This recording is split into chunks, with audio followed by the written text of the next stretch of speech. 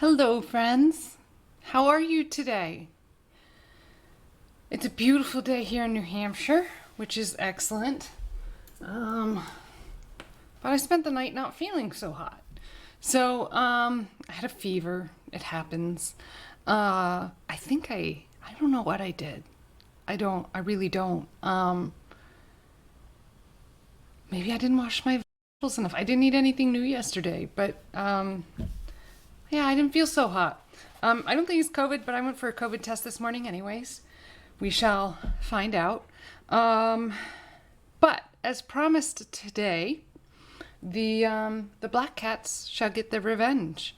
I know last week we totally worked with the neon cats, and we made a mask 100% hand sewn from this material. But let's give the black cats a chance for a comeback. Using the same pattern pieces, I'm going to cut and sew one mask from start to finish. And I'm going to do it with baby lock. And it should take me about 20 minutes. So we can start that 20-minute clock whenever you want. And I can prove the difference, because that sewing took like 3 hours. 3 hours to stitch 100% by hand. That's with the tightest stitch I could do and doubling back on it so it didn't come undone. But I do think doing a mask for y'all on baby lock will take about 20 minutes. Last time I timed it, that's what it took. You can see I have some batching of sewing going, and that means it takes even less time than 20 minutes to sew, because I just sew the same stitch over and over and over again. There are some neon cats in that batch. You can see where I am on those. And a few masks that are in a couple different stages, because I kind of stopped in the middle of making some this fall. So, shall we just like jump right into making this thing? Yeah, I feel like we should. Here I have laid out, hopefully you can see this really, really well. I have laid out a white fabric. I always use the lighter color white fabric on the inside. This one actually has a little bit of a print on it. I've used up all my straight white. I don't know if you can see the little bit of roses on it. It's kind of cute. But because I know I want that to face a certain direction, I am going to cut these as if it has a pattern on it, which means folded with the pattern side on the inside, good edges together. And I'm going to cut these and line these up straight edge to straight edge. Now I only need to cut one, but I can't help but do the batching method here. It's just how I work. I'm gonna cut one. I'm gonna do it. I'm only gonna cut one. Or I'm gonna try. Because I just gotten into the process that's so much faster. If you have a really new blade on your rotary cutter, you can probably cut through several layers of this fabric folded like this in kind of like a zigzag, a Z shape. And you can cut through many at once and it'll work beautifully. Make sure no one's texting me to tell me like my sound isn't working or whatever. Yeah, nothing too bad. Nothing bad at all. So here we are. We line it up. It doesn't matter if it's not perfect. I don't know if you can see that. Maybe I'll do this one. Is that the most visible? I don't know. Whatever. I'm cutting into my time here. Roll like this. Now 20 minutes is what it takes for me to cut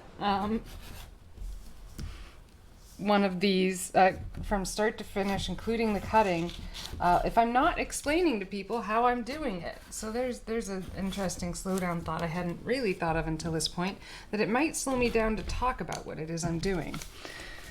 But, okay, so you could see how you would do that, how you would set that up, multiple layers. I'm only going to cut the one. I'm going to try to save myself the time, because heaven knows I can just keep going doing the same motion, especially when I'm talking to people. Here we are, the inside fabric. Now I have, because I batch cut a bunch of these previously, I have a bunch of my filter material already cut. So I'm just going to cheat a little bit and use that here. And I set it up so that I sew all of this all at once. I don't need to pin it. I'm not going to pin it. I'm comfortable and stable enough in my sewing, but if you are, just pin like that, and it's not a big deal. And then you can, if you have thin enough pins you can sew over it. If you're into that, I keep breaking needles, so I've stopped doing that, but I also don't need the pins as much. Let's lay out the black cats who are getting their revenge on the laser cats by working with baby lock today. Here is the black cat fabric. As you can see, there are black cats all over, and it's going to be adorable. I particularly love it because I have a black cat. Her name is Nori. She's adorable, and she should get love. And a lot of black cats actually end up not getting adopted from things like shelters and that kind of stuff because people have like negative superstitions associated with black cats, and they're just not true. So I'm going to cut, one black cat mask basically out of this. I'm going to fold this so that the cats face each other, just like we did with the white fabric. And I'm just going to cut one. Oh, that's right. I should start music, right? That's a thing. You guys prefer it when I have the music going. You do prefer the music because sometimes I have quiet moments. So we're gonna go for it. We're gonna start out with Meditation Aquatic, which is music I do have the rights to because I purchased them through Adobe Stock. So if anyone is concerned about that, I do make it a point to pay artists and make sure their work is getting used properly without stealing. No stealing. Don't steal from artists. We work too hard. So again, just lining it up. Now, I'm beginning to feel like there is an up and down to this fabric because the cat with the most direct eye look to me is up and down. So I'm actually, with that knowledge, I'm going to fold it this way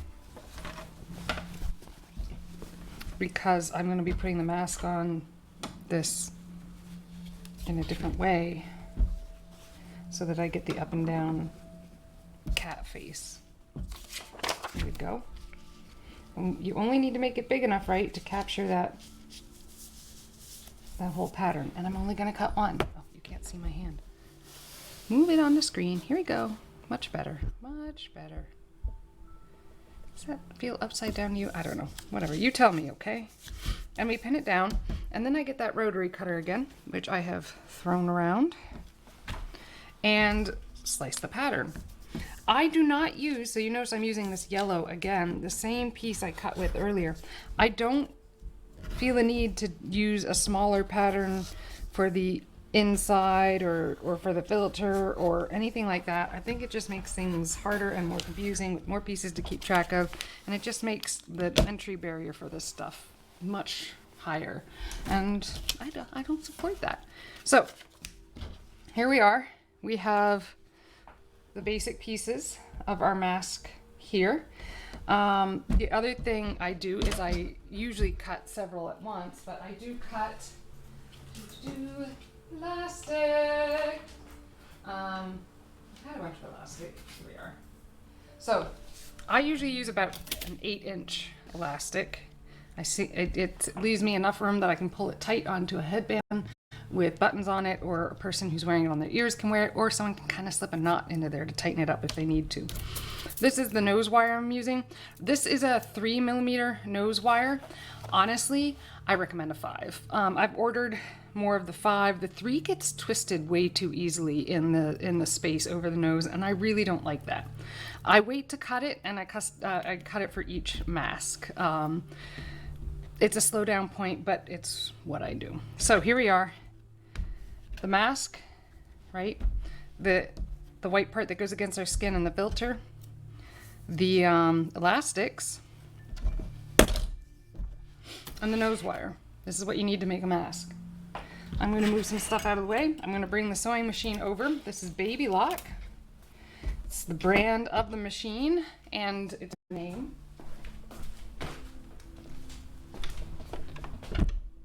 And let's adjust these cameras so that you guys, oh, see, that's weird.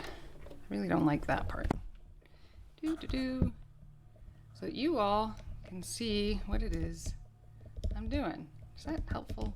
That does not appear helpful. Okay. Moving this. Move this one up. There we go. So you can kind of see what I'm getting ready to do. And I'm gonna switch that scene because that doesn't make sense upside down anymore. So you're gonna be able to see the things coming in and out, and see what I'm doing sewing right here, right? I like it. Now, because I have black thread in here already, I'm going to sew the black cats first. This is the black cats piece. Yes, can you see that adequately? And we're going to sew. I don't find that there's much of a direction, but matter in direction. But we're going to sew here and then to here. We're not sewing this little itty bitty piece. I just find that to be like a comfort piece that helps things go up against the nest, especially when you're wearing an N95 under it. Yeah, I'm talking too much, aren't I? Oh, I need to plug it in. I plugged it in like ahead of time and then just had the plug readily available right here. And now I realize, it's not gonna reach the floor, the pedal. I don't think. Nope, the pedal doesn't reach. Okay, so I have to scoot it forward and adjust my cameras again. Excellent. At least I know how to do that. I dropped something, it's okay. Let's move this around just a smidge. Here we are. You're gonna be able to see the things coming out. And I'm gonna be right here at the edge. And you're gonna see more than I think you really planned on. Gosh, I really wanna give you a view of like what my hands are actively doing. Shall I try?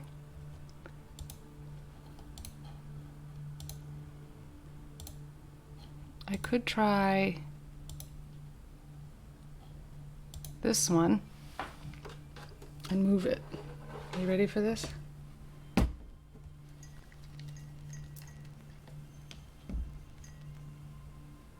Is that like helpful at all?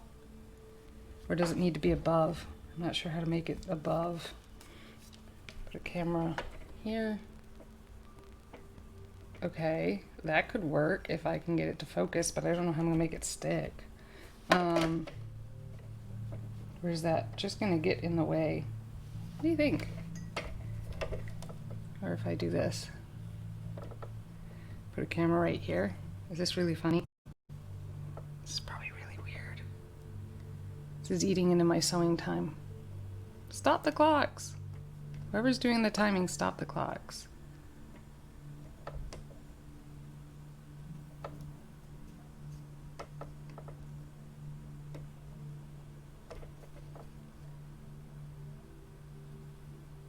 Okay, so that could work. What do you think? Now how do I get it there? Duct tape. The answer is always duct tape. Let me go get some duct tape. How about some piece duct tape? I feel like some piece duct tape would be excellent. So we have a piece of piece duct tape. I'm gonna duct tape this right here. So you get an amazing view of what it is I'm doing.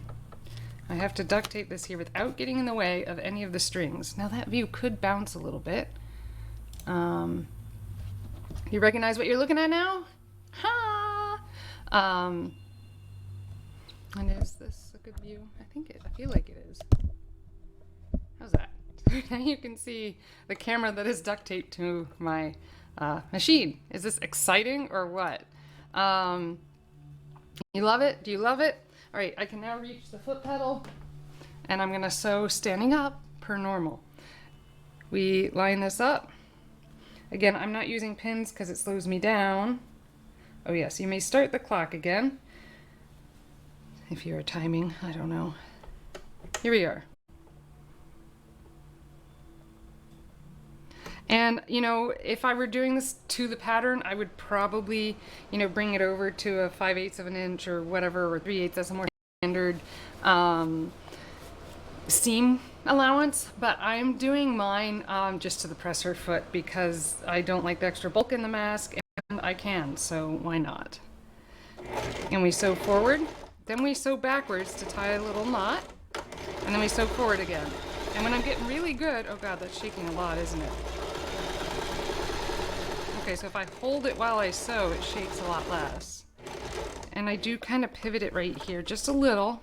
It helps give that puff over the mouth, you know, so you don't like swallow fibers while you're trying to breathe. Remember, don't push and don't pull that fabric because the machine knows what rate it wants that to go in and out. Okay, here we are. So that's sewn. It's pretty solid. I'm not going to switch to white thread. You're going to get some cringe, I guess, if you're a fashion like fiend, whatever. Or you're going to be able to see the stitching really, really well. I'm happy with either. Or both, you know. Line it up, drop it down, and sew. And you're going to sew a knot by sewing backwards and then forward again.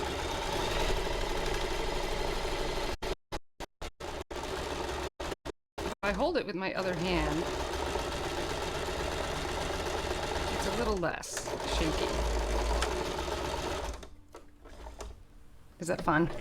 We kind of call jokingly the sewing machines the earthquakes, right? All right, I'm going to move the machine back for a moment. And right here, I'm going to cut this open. Because remember, we did it right on that edge, and that helped keep it aligned and took away steps for us. After you start doing like 300 of these things, you want to take out as many steps as you can. As the black cats come around the corner to get ahead of the laser cats, and I do believe they are well ahead already based on the timing as we are, you know, 20 minutes into our stream. Look at that, we have cats and it's almost a mask. Some people would wear a mask like this outside and consider it acceptable. I would not. I want to see a lot more filtering going on. So that means several different layers. Now I'm going to turn these inside out to check, make sure we, you know, you got to kind of check that that filter will be okay. It's on the edge. It'll be all right because we're not going to, it'll be all right because we're going to sew it together and it'll catch. So look at that. So now here's the inside material. That's what's going to go against your skin.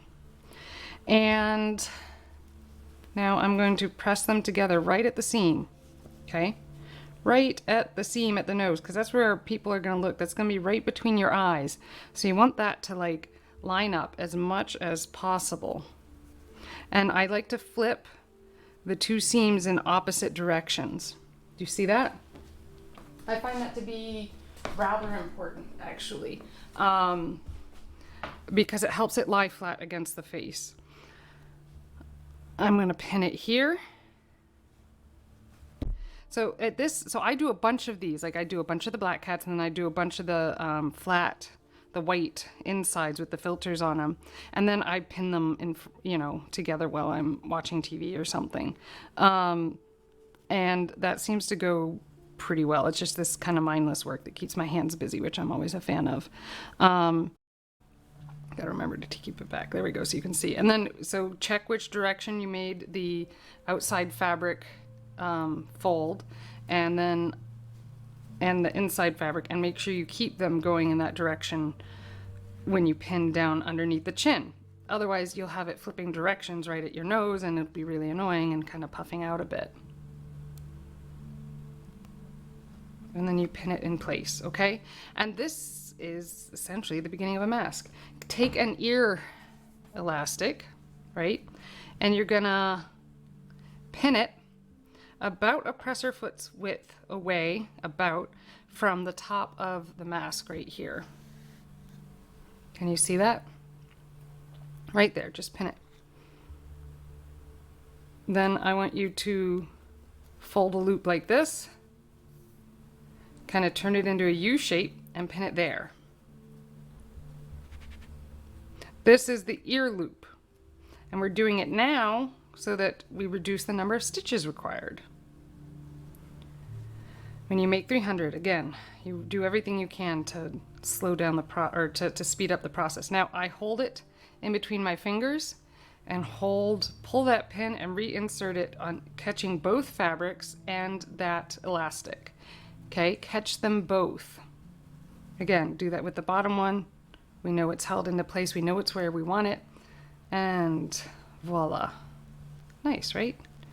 You know, I kind of pin here. Now I do, so this is not perfectly lining up. I maybe got a little extra of the white fabric instead of the black fabric. So I pull it tight, and just what I want to happen is that distribution of the extra fabric is averaged across the seam that I'm sewing. That means I will get fewer big wrinkles in my mess. And again, if you get a little itty bitty wrinkle in your mess, no one's gonna notice. So don't worry about it. The mask will also function perfectly fine. Here we go. And this is the beautiful spot. Here we are. I'm gonna bring the machine back. And we are going to line this up. You're going to start either at the top here or at the bottom of the mask here, whichever one makes you happy, but not on the side. You're not starting on the side that has the elastic in it. If you can see this right here. Don't start on the side with the elastic, start on the side without it. You're trying to make a pillowcase. And we're gonna sew this together. And I am gonna pull my needles because I get tired of replacing, or I'm pulling my pins because I get tired of replacing my needles. And I sew back and forth to make a knot. And why is it being weird? Is my tension okay? Yeah, it's kind of acting a little weird. That's okay. We'll figure it out. I'm gonna flip the fabric over to figure out why, if my tension's off, my tension appears off. Okay, we're gonna rethread the machine real quick. My tension does appear off. It happens. So I'm gonna rethread this machine with the camera present. Exciting. Let's check the bobbin. The bobbin looks pretty good. Put it back in the bobbin holder. Pull it through in the way that your manufacturer recommends. We're going to rethread this. Ooh, this is rethreading music, isn't it? Here we are. Pull it through, up and add 'em, up and add 'em. There's all kinds of like directions you need to go. Follow your manufacturer's recommendations for threading your machine. I wonder if I could do mine in my sleep. I really don't know. All right, thread that, put that thread through the needle, pull it out. There are tools that help with that process. You can use them. Slide your bobbin in. Make sure it's in where it belongs so it doesn't spin a bunch other than what it's supposed to do. Pull down while holding the tail, and then pull that bobbin through. The bobbin thread through, and close it back up. All right, so yeah, there's something funky going on with this stitch here. I don't know what. When that happens, you rethread. And we're gonna resew that because I am no longer confident in its ability to do its job. Let's do it again. Oh, she sounds better. Way to go, baby lock. And we spin, keep your needle down, and that gives you a nice pivot point. I'm going to pull this pin, sew up that little diagonal in the W that I like in my pattern, so it makes it fit more comfortably against the neck. And then right on that seam, I spin it and pivot it again, and sew down the other side of that W. And I have some extra threads kind of flying around here, but it's okay. Now I'm going to pull that needle, the pin, and we're going to sew down the other side of the neck. There are a lot of threads going on here. I just want to make sure I know what I'm doing. There we go. And I do like a nice clean pivot. That's just who I am. If I made it with all curved edges, I could probably sew it a little faster.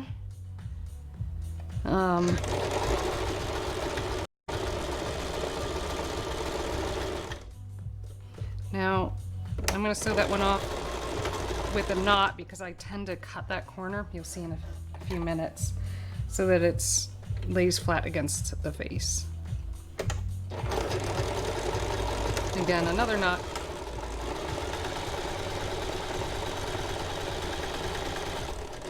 I know it's a little shaky, but I kind of need two hands right now. Sewing this over like this, removing the pins when we get to them. Here we go, this one.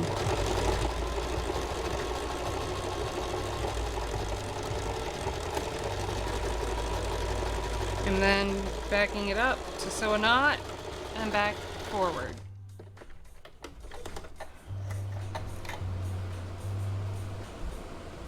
Okay, so I also have this little corner.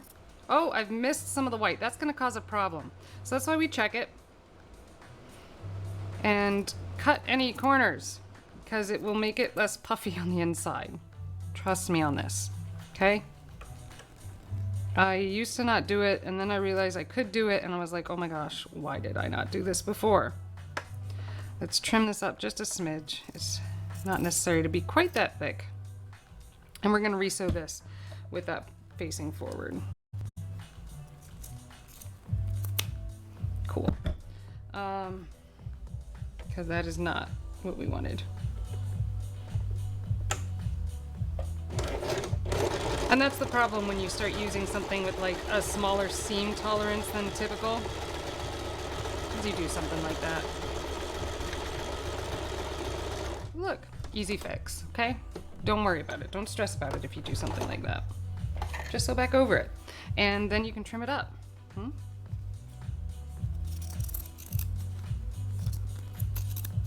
Look, and it's beautiful again. And I am going to trim these just a smidge. And I'm going to trim that corner a little bit because when it comes to turning this thing inside out and stuff, it's going to be a big advantage. Move the machine back a smidge so that you guys can see me work right here. I'm going to flip it inside out, you know, pillowcasing it, because that was hilarious last time when I used that word, using the pillowcase. So we have this hole, we're putting our fingers in between the white fabric and the black fabric. So that's the outside fabric. This is our face fabric. And that will put this filter material on the inside. And as soon as you find it, you can start pulling on the elastics.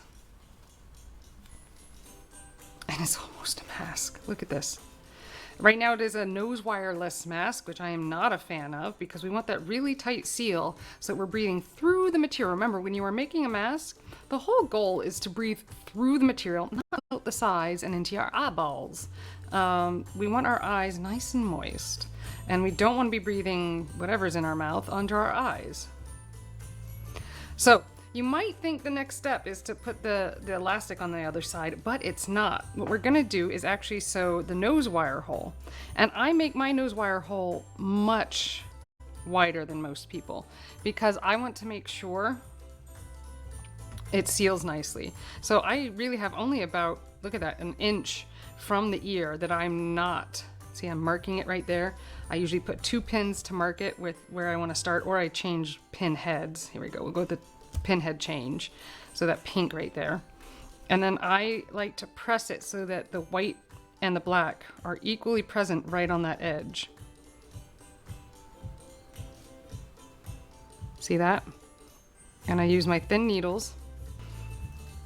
Do not iron this edge. I've made that mistake. So you can iron the edge. Here's the caveat, right? You can iron the edge if you're using just fabric, cotton fabric material. If you are using any type of synthetic, which isn't recommended by the CDC, or if you're using a filter material, which has plastic in it, it can melt. So if you iron it, you're not going to be able to breathe through it anymore, which defeats the whole purpose. Food for thought, don't iron it. It's much better to do multiple pins and kind of press that edge with your fingers. Okay, I'm not quite making a perfect 20 minutes here. I'm explaining things. But it's definitely gonna beat 3 hours. Black cats may win this round. Did you hear that honking? I do live downtown. Here we are. And pinning it down. See, giving that edge. I feel like I'm poking cats in the face. Fascinating. Let's give it about a little bit more than an inch because this is going to have to be turned in. So let's do 1.5 inches to right here. And I'll put the end stroke right here, marking it with a headed pin. And I'm going to put one more pin right here. If you can, you want to start on the side that has the ear holes for where you're going to sew, because it will make it easier to slide that nose wire in from the open side over here. Okay, do you follow that? So we've now got this pinned beautifully. Lots of pins so it lays nice and flat. If you want it to press a little harder, just run it with your fingers. Don't use an iron unless you're only using cotton fabric. So this side that already has the ear piece on it. Now you notice this slight upturn. This makes all the difference in your mask designs.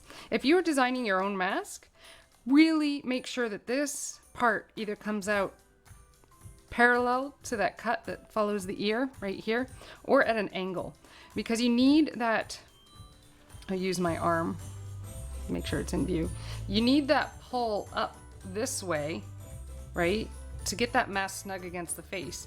If it's straight, that mask one, your ears are kind of below your eyes. Look at that. And if it's pulling straight, it wants to pull your mask down off your face. So a lot of people that constantly have their masks falling, they just, if they would just reattach the elastic coming up this way, it would fix a lot of problem for them, actually.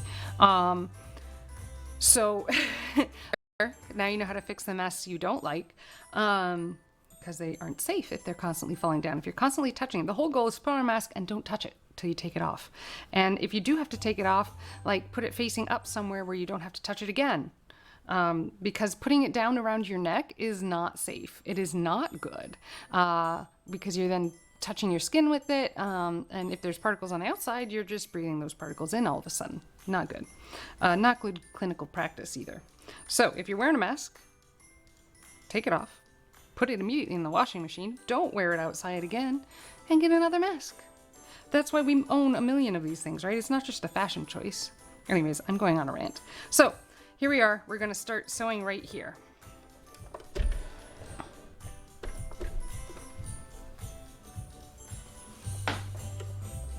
And I'm going to put that presser foot down right on top of that needle, that pin, and I'm going to pull that pin out if I can.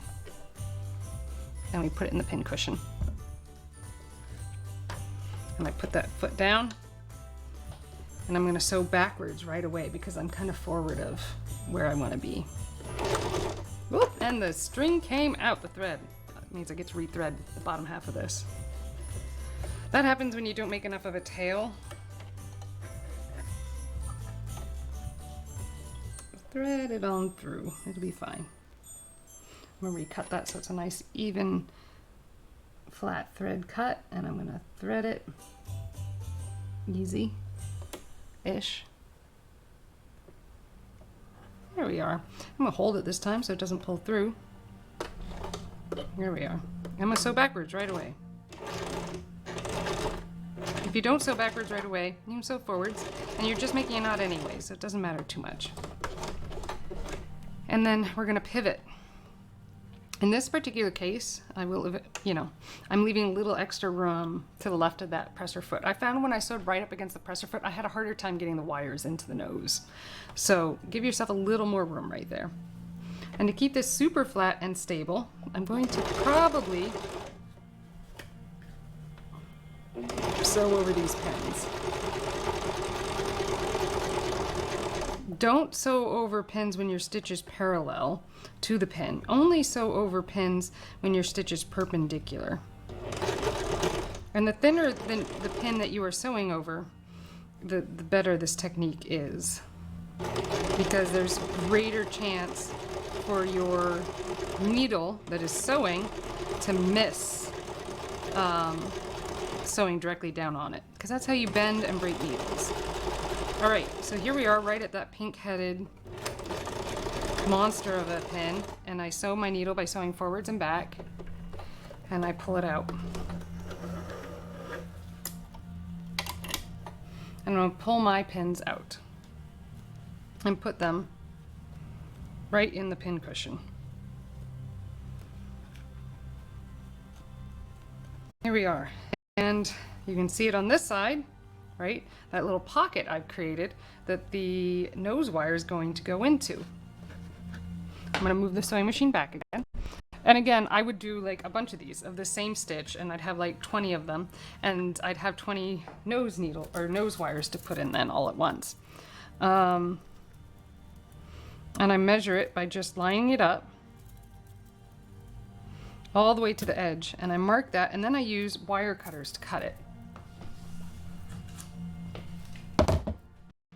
And you might think, but you measured it exactly the length that is the nose pocket.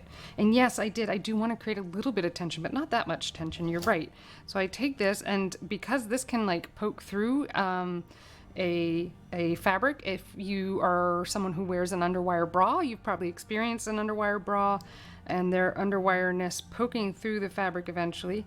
And so I put it in a loop like this, and then I flatten it down so it doesn't poke through the fabric. Do you see that? This becomes important. I've not had a single one of my nose wires poke through the fabric yet. It can happen though. My masks are beginning to wear out. It's one of the reasons I'm starting to make more. There we go, a nice little fold on the back. I prefer this part to be facing out on my mask making. And you'll notice there's a little bit of a curve to this wire. It's slight, but it's there. And I would put it in so that the eyes go above the convex portion of this wire. And then I slip it in.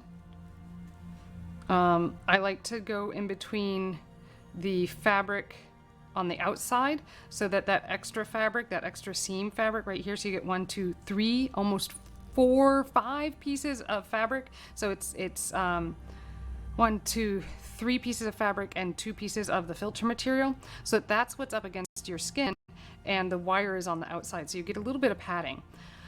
What else? Yeah, so I slide that in. Sometimes it gets caught right here, right?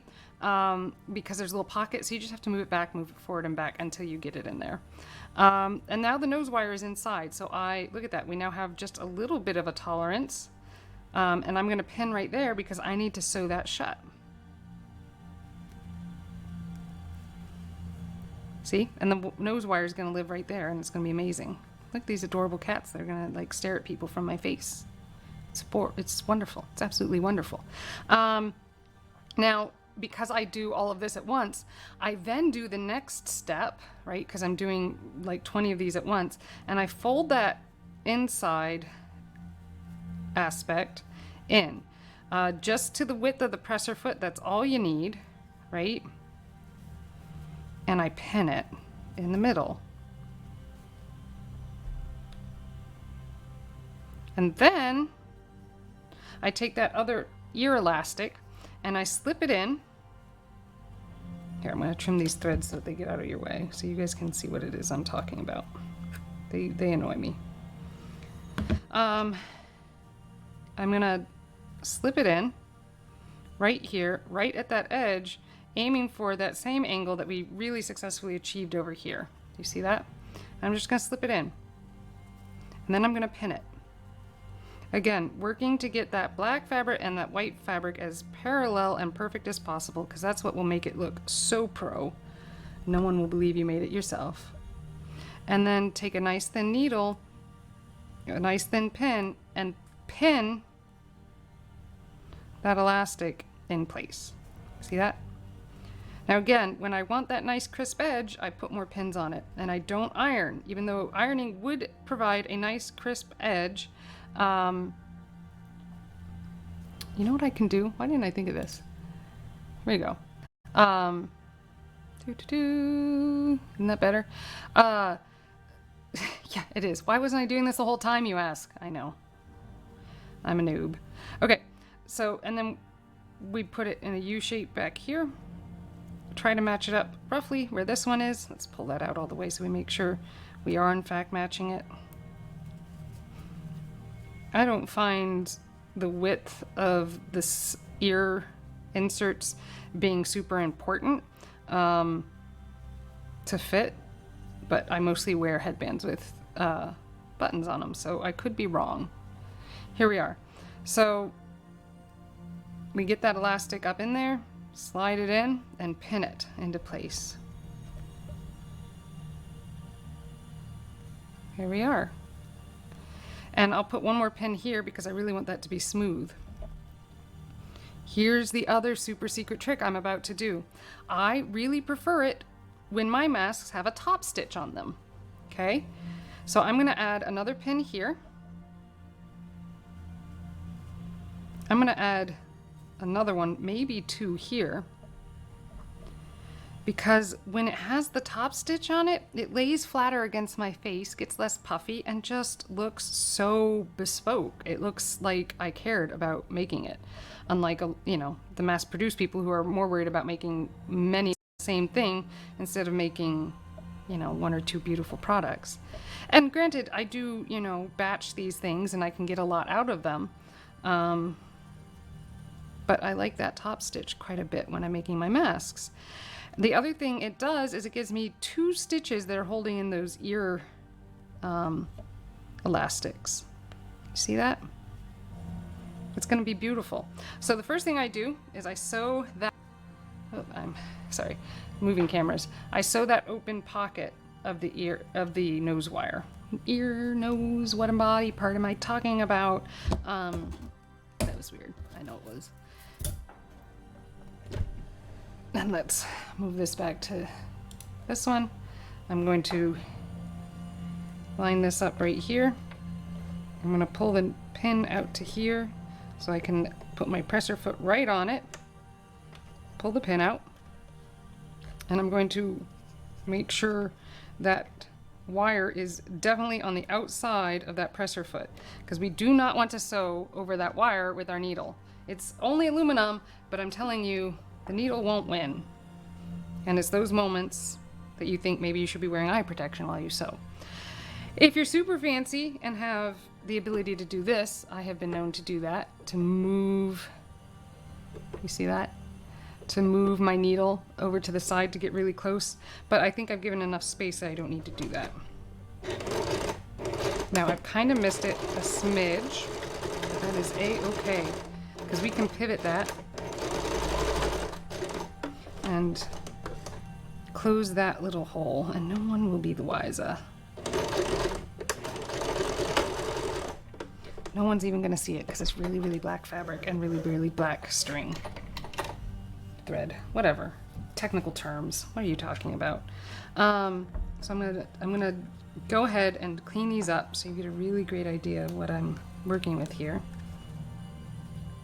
And that pocket is totally sealed up. And by using an aluminum wire, when we put it through the wash, it's not gonna rust or do anything weird and discolor.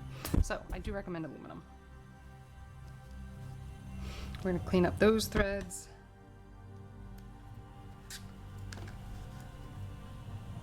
Beautiful. Look at this, it's becoming a mask. Can you see it? Can you see it? Now, I'm gonna work here.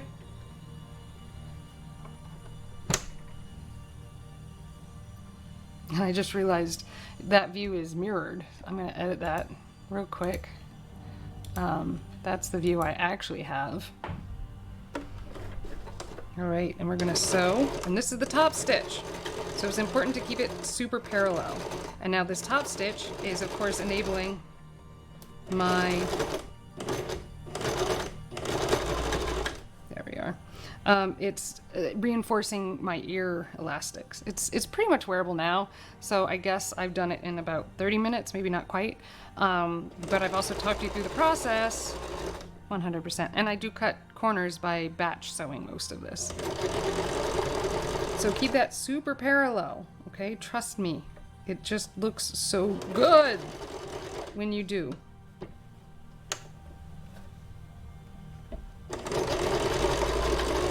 And that presser foot like presses that outer edge as well, so it's like real slick and stuff. I do think the laser cats are winning. Look at this.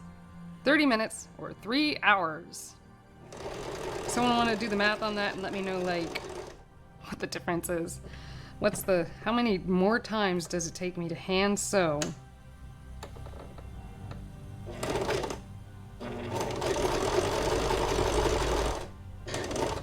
This one ended up a little curved right here. I'm okay with that. Don't judge yourself too harshly. It will work beautifully, and like if you're making these to sell or whatever, no one's gonna notice the little change that your angles aren't perfectly to some degree or another. Seriously, they're just gonna be so excited that they have a cat that on their face that looks like the cat they have. I mean, look at this. This is the last bit. This is the absolute last bit. And it secures the ear wire on the opposite side. If you're worried about your ear wires maybe not being perfectly secure, go over it twice. It's really not a big deal. And to like sew back over it, and this is getting a little thick so my machine doesn't love it. There we are. That's all I'm talking about. Yo. It's a mask. All the pins removed. It's got a filter on the inside. Look, it's even got little flowers on the inside. I don't know if you can see them on your screens. It goes on absolutely beautifully.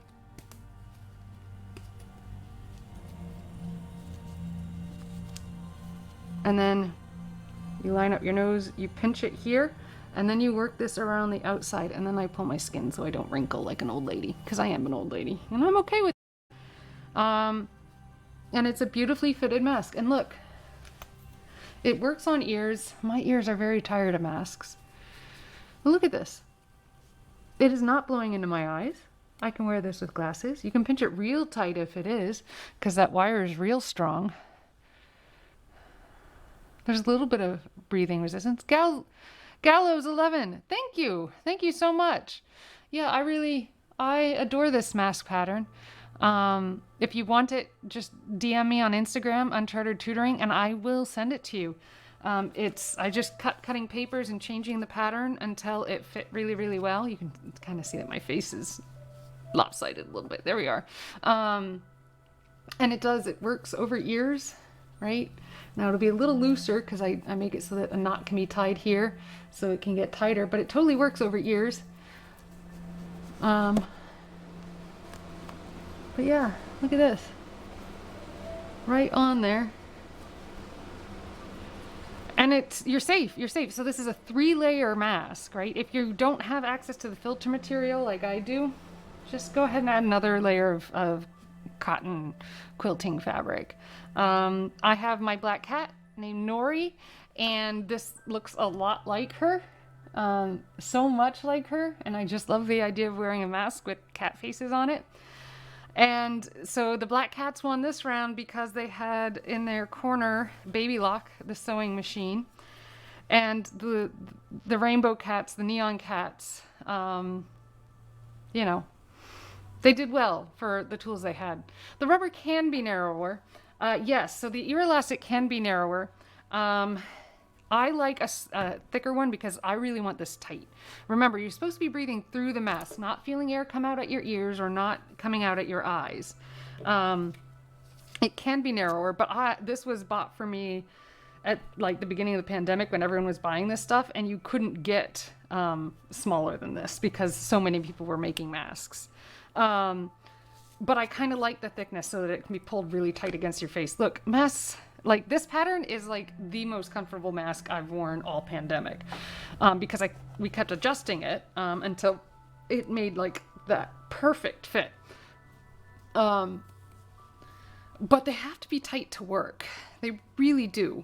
It doesn't feel good. It's not about feeling good. Pants don't feel good either, people, but we need to wear them so we don't like shed skin cells no one wants or on them around, or other things.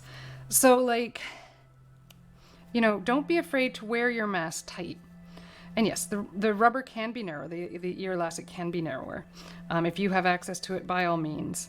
I didn't, and so I'm continuing to use the supplies I had. And this is mostly how I counted that I made about 300 masks, because this is how far I've gotten on my roll, and how much length, if I used about 8 inches per mask, or 16 inches per mask. And I verified it with how much wire I'd gone through, because again, that was about 6 inches per mask. So it kind of gave me this like number that I could kind of figure out roughly how many masks I made in the past year. I'm getting ready to make a bunch more. But yeah, it's a fantastic mask. I highly recommend this pattern. You can't find it anywhere. I made it up. I took one person's mask and was like, oh, this part sucks, let's go down and up so it gets around the ear better. Let's give it just a little more room through here so you can breathe nicely, and so that it fits over an N95, or if you have, you know, those little cages you can sometimes put on to like save your lipstick or whatever. Sometimes, you know, maybe you want this. You can get those on Amazon, but it just gives you that little bit of extra room, right, to breathe or to keep your makeup on real good. There we go. See that? And it still works. So you can put that cage in there if you want that distance. I just got mine on Amazon. They're like, I don't know what they're called. Mask puffer outers. But what else? Yeah, so when I'm working these things, I'm doing multiple masks at the same time, and they're all like around the same stage. So here are more of the neon cats, and they are all at that last kind of stage. Well, not the last, it's like the mid stage, where I'm going around doing that outside stitch. I'm doing some of the neon moon and stars, right? Plenty of that, because that's a fun fabric. Everyone liked it in the white, so I got it in the multicolor. And I do about, I don't know, I want to say 20 at a time. It's probably about 20 at a time. You know, and you can do them in different fabrics, you know, for different people that you love, or don't. Maybe you're selling them. Like, here's a nice army green that is wonderful and will be great to wear. Look at that. That'll look good on me. Or like for my brother who sells windows for a living. Here's a mask with windows on it, so that he can walk into people's house safely, stylishly, and with windows on his face, the product he's selling. I do stream regularly. Yes, thanks for asking. I'm currently, so I just moved my stream time back an hour and a half. My company, Uncharted Tutoring, runs after school programs, and those are getting started back up. So all summer, I streamed Wednesdays at 2:30, and now it's going to be always Wednesdays at 1:30. You can always catch the recording afterwards if the time doesn't work for you, but I love when people jump on and ask questions or make comments or make jokes. Those are all good things. I do try to keep it kid safe, because I do teach kids, and there are kids that sign on later, particularly for the recording, since it's during school, and they just like to see whatever it is I'm doing, whether it's covering a chair or making masks or a painting, a resin painting. I've done all of that. And then I had a special stream on Friday for my birthday, where my friend Michael came and gave me a makeover. So I also like to do things where I promote other artists who are just starting out, or who just need promoting, who I think need more like people watching them. So yeah, I do stream regularly. I'm moving my time back though to 1:30. What else about regular streaming? What is the goal of my streaming? Mostly build brand awareness and teach people things. I can't help but teach people things. My company, Uncharted Tutoring, so uncharted.org. Pre-pandemic, I had 8 employees, and we ran about 23 programs a week. And what we did was teach science using art. So I am constantly teaching things. I can't help it. My background is in biomedical art. So like, I have a heavy science background. I have a very strong art background, and my goal is just to teach things. The mask making, of course, fits into both of those. I worked in pharmaceuticals and aseptic manufacturing for many years before getting and starting my own business here, the Uncharted Tutoring. And yeah, so the art with the science in making a really, really good mask is, you know, really right up my alley. So my goal is to, I don't know, I'm just trying it. I'm trying it. Maybe build business, more people that want to sign up for my classes. Which is more of a local thing. But before COVID, we were getting ready to go national. We were in talks with a couple groups. There was franchising talks and that kind of stuff. You know, but then COVID happened, so I had to find another way to try and build my brand, I guess. When the 2 weeks is up on Twitch, I do post them to YouTube, so you can watch all the streams for the past year. Is Twitch get you more students? So far, no. But I committed to doing this for at least a year to give it time, right? You don't know if something's going to work until you do it for a while. Has Twitch gotten me more students? No, not yet. Maybe YouTube would be better. I don't know. But I kind of like thought I would try this. And you can't really know how something's working unless you like really delve in and actually do it for a time. So that's what I'm trying to do.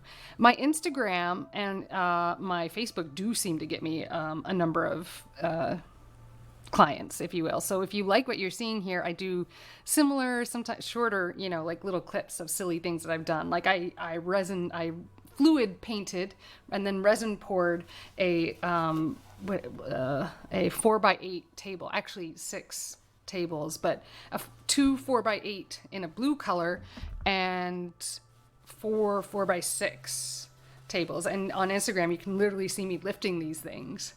Yeah, what would you recommend? You think YouTube's the better one, or I mean, U Academy or whatever? Where are you from? Like, what kind of art do you follow?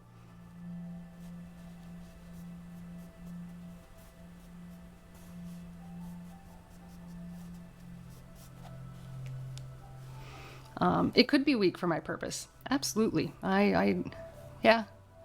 Cool. Yeah, I had, because of my early stream time, I do tend to capture people in your time zone, which is okay. It's just when I can do it. So it's my day, right? I'm just doing what I would normally be doing, but I'm telling people how I'm doing it. That's awesome. Digital painting. Cool. Photoshop, Illustrator, 3D Studio Max.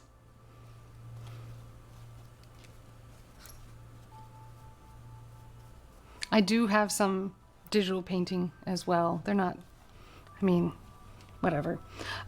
Mostly biomedical. I have clients for that too, but I don't take every client. I'm picky about my clients, actually.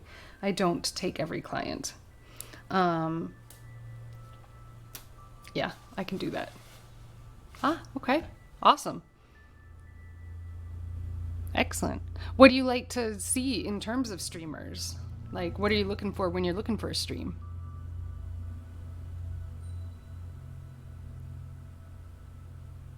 I'm in Manchester, New Hampshire. That's U.S. East Coast, way north. Not quite to Maine, right? The most northeastern state on that side, but I'm one state below it. You know, parallel with Vermont, where some people know more. About an hour outside of Boston. So, my company was, I reached some of the suburbs of Boston with my company, and really the goal is just teach science using art. I've got hundreds and hundreds of programs to teach kids. Yeah. You're just looking for a little inspiration. I get that. I do that kind of thing too sometimes. But yeah, I'm just here making, and I figure I might as well make on the camera. Like, this is literally what I would be doing anyways. Sometimes I've designed live on camera, like when I designed our t-shirts for this summer. Like, I designed this live on camera. You can watch that stream. This is our excitingness. So yeah, my degree's in biomedical art, which included 3D modeling, animation, Photoshop and Illustrator, all those, I do. Actually, that's where most of my client work comes from. I don't take a lot of client work. I'm kind of picky. Yeah, I'm definitely in the Adobe realm of things. I've actually taught Illustrator, Photoshop, and InDesign at the college level. I'm a college professor as well. So I've taught typography, the design, use of letters in design. That's a big thing I've done. Not really doing a lot of the college teaching right now. I'm experimenting actually with regular school teaching part-time. I haven't tried Affinity, no. Sometimes I have to work with other designers and artists, so it becomes really important that our design software sends between. It is expensive. I 100% agree. I hate the fact that they've gone to a cloud model. I really enjoyed buying it every few years and like thirding my price. I've used GIMP, which is a different one, but I know Photoshop so well that I can like walk people through it without the program open in front of me. So it becomes very difficult to switch platforms when you know it that well, and when you can mostly do things with hotkeys. So I've been in Photoshop for like 20 years, actually more than 20 years. That's a really funny statement. I've been working in Photoshop for 20 years. InDesign only about 10, Illustrator 15. Yeah. I have been a professor. I'm not currently a professor. Yeah, Inkscape. Those are all great. And then, InDesign is like really focused on designers and multi-page document type things. So that one's a little different. But when I'm working for clients and stuff, I need to have the suite that works everything together. So I do. And they've really increased their offerings, though, with the online subscription basis. Not that I like it. I do not like it. I don't like it. But their Adobe stock is really helpful, and it supplies the music that you're listening to now that's on my stream. And it just is, I know, and it is expensive. I know, it's so stupid. And I complain to them every time they ask me for my feedback. I'm like, you're too expensive. You need to drop your prices. Yeah, it's just what people use. Maybe one day there will be a group that can really cut in there and like really change like how we design. And I'm seeing it too with a lot more of the self-taught. It's a ransom plan. It is, exactly. I really liked owning my programs, and I remember I am that old, but like I used to own the programs. Like I worked in Macromedia Flash before it was Flash, like when it was Macromedia. Like I have a Macromedia CD somewhere. So I'm old, not that old, but old enough. Like I remember Photoshop 6. CS6. CS6 was good. Yeah, that was like right before the cloud was required. Ugh. I don't support that aspect to it. Software designers. How old am I? I'm 36. So software designers are like, oh, we're able to send out patches faster and fix things faster and whatever. And yet I still don't see that fix in Illustrator when you do functions with points and vectors and you still end up with double points. They do. I'm not that angry yet. And I'm in a place with my companies that I can afford it, so it's not as big of a deal for me. But I do understand a lot of up-and-coming artists that have really great creativity can't express it because the programs are expensive. But I also suspect that Adobe doesn't really fight like pirated versions because they want people to pirate it so that when they get out into the professional world and get jobs, they want that program, and then they're working for a company that can afford it. So there's that. You can also usually get it for free if you're a student somewhere. So like, I get it. I don't like it. I look forward to innovation in the area, but it is something of a challenge. Oh, I just realized my camera's been in the view the whole time. That's okay. That's a big no-no, but it let you see my hands better, so I moved it forward. I want to use a lot of Premiere and other stuff. There are, and I just, one day I'll spend more time and get to know those other programs, but I don't know them right now, so it's hard to commit the time to switch to a new program. Hotkeys alone, I mean, they just speed you up so much quicker to have all the hotkeys memorized. What else?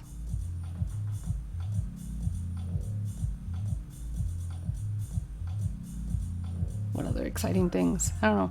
New Hampshire's pretty right now. We're getting into fall. Just about. My big maple tree has started. That's good too. Yeah. Using a number pad like that, or if you have like a Wacom or a Cintiq with the programmable buttons, those are fantastic. I certainly use that as well.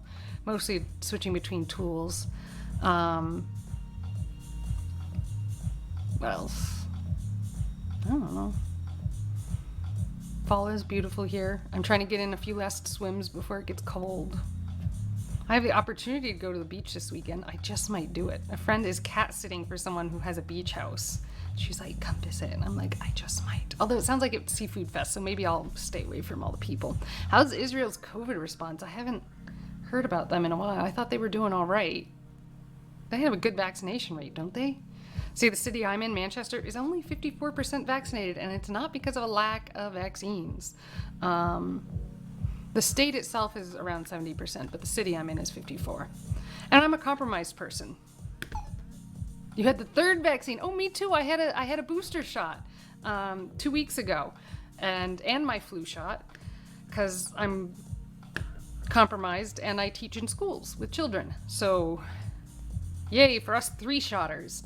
I'm one of the first. So, at the first time when they're like, compromised people, get your shots, like they were having it so that doctors would like call you and be like, here, come and get your shot, or go get your shot. Yeah. And I kept waiting for my doctor to call, and they never did. And so I finally was like, hey, you're about to open it up to everyone else, but I haven't gotten it yet, and shouldn't I get this? And they're like, oh yeah, we forgot about you. I'm like, cool, thanks. Thanks for that. So this time, as soon as they said booster, I'm like, sign me up, please, as soon as possible. And I did. I was able to get like a same day appointment as soon as I had another vaccine that I had to wait 2 weeks from. So as soon as that was done and over with, I was 1 week into booster shots being available to compromised people, and I got mine. Still stressful, but in the meantime, we still get to wear masks, and at the rate it's going, those of us who are compromised may have to wear masks for the rest of our lives. Thanks everyone for not doing what you needed to do. I support science. See, this is what a scientist looks like. I am a scientist, and I'm an artist and stuff, so yeah, cool. Thanks, people. You did awesome. And then there are places who are like having get-togethers with kids, and they're all from different school districts and places, and they're like letting the kids get together without masks on. I'm like, thanks. You're like literally killing me right now. So cool. Anyways, well, Gallows 11, thank you for stopping by. I hope you enjoyed your time on Twitch with me today. Enjoy your creative digital painting. And you can look up any of my other old streams if you want on YouTube, because I just switch them over, when it gets to that 2-week mark. Oh, if you want some crazy Twitch streaming, sometimes I have students in here, masked, of course, no more than 4, but that's a crazy stream. Look for the one with lots and lots of faces on it. Those kids are intense and pretty good at streaming too, I think. I think they make great hosts. But enjoy yourself. Have a good time. With that, I may even end my stream. Oh, thanks for the follow. That means so much to me. It really does. Thank you. Thank you. Thank you. As I work towards affiliate status, because I just really want to give you guys emoticons. I really want to design you guys emoticons, but I can't give them to you until I get to certain numbers and stuff. So follow me. You get emoticons. I'll make them weird. It'll be wonderful. Maybe organs. Maybe just me making weird faces. I don't know. And so next week, I do intend to show you guys how to make these headbands that I wear for putting the masks on so that your ears don't hurt. It can be a really, really great gift for nurses who, of course, are nurses, doctors, medical workers, teachers, who have to wear the masks all day long. So if you make these for people, you can give them away, and it makes like the best stocking stuffer ever. And it can save your ears and face and stuff, and make it so you can pull that mask really tight and get a really good seal so you're breathing through the fabric and not out the sides. So I think that'll be the next stream. I am leaning towards, because I actually already have a little bit of strip of fabric cut just as a scrap. So I think this will be one of the fabrics that I use to make one of the headbands. And I usually do them reversible. So I have to think about what the second fabric will be. It might be the neon cats. How do we feel about that? Neon cats? They're kind of big. I don't know if they're going to show up on this. Maybe black cats. Black cats are smaller, so we'll be able to fit more on it. I think that's a good idea. And then I might make a wider one with the cats on it, because, yeah, I mean, you don't want to just slice through all those cats. You want to have like the whole cat head visible. The cats make the kids smile, which is one of the reasons I love wearing them. All my masks are pretty much intended to make kids smile. What else? We are getting to about 2:45, which is when I anticipate about ending my stream once after school programs get running. So I am going to lean towards ending here. If you have any questions, type them in. If you want my mask pattern, just DM me on Instagram. I will send it to you, okay? I'll send you both without even you asking. I will send you both the adult and kid size. My kids' masks are great. They really are. And they're just a little smaller. And you can see just there's a little bit of geometry difference in these so that they fit a kid's face. And I'll just send it to you. Just DM me on Instagram. It'll be easy. I'll send it to you. Cool. I guess that's my stream today. I set out to do what I achieved, and I did it much faster than last week's. So I do believe that despite the fact that the Neon Cats won the original battle, the first battle, I think Black Cats came through and totally swamped them with the Baby Lock sewing machine. So you decide who wins. You decide. Anyways, in science and love, peace, science, and love, as always, please keep those in mind, and I am sending them to you since you are watching me. Peace, science, and love.